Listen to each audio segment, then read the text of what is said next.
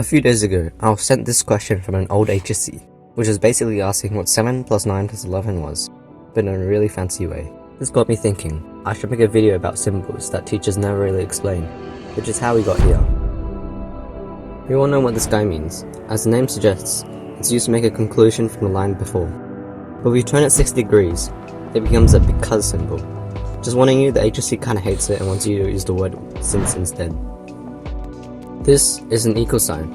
If we bend it, it becomes a curvy equal sign, which means that something is roughly that much. But if we add another line, it literally means the same as equal sign, but emphasized for some reason. Now let's look at some letters.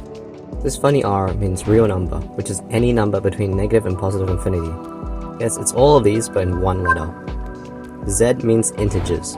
Don't ask me why I chose Z, but it just means any whole number including negatives. Now this curvy E is called the element of symbol, which means something is part of a set. Instead of writing domain is between negative and positive infinity, you can just write this. This is an A, but if you turn it upside down, it becomes a for or symbol, which means any value of something.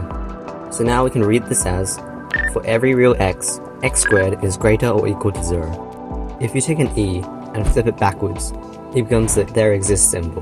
This is kinda similar to the for or symbol, except it means that there's at least one value. This, and this all mean the same thing, not P.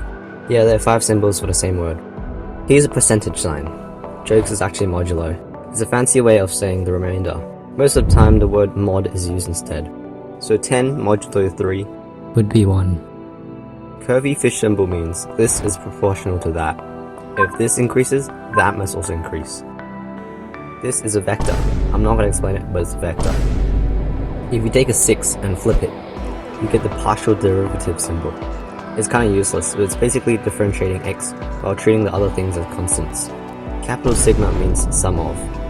Usually you'll see a number below, which tells you where to start substituting, and a number above, which tells you when to stop. So this would be 6 plus 7 plus 8, which is 21. The capital Pi symbol is similar to sigma, but it's a product of numbers instead of sum.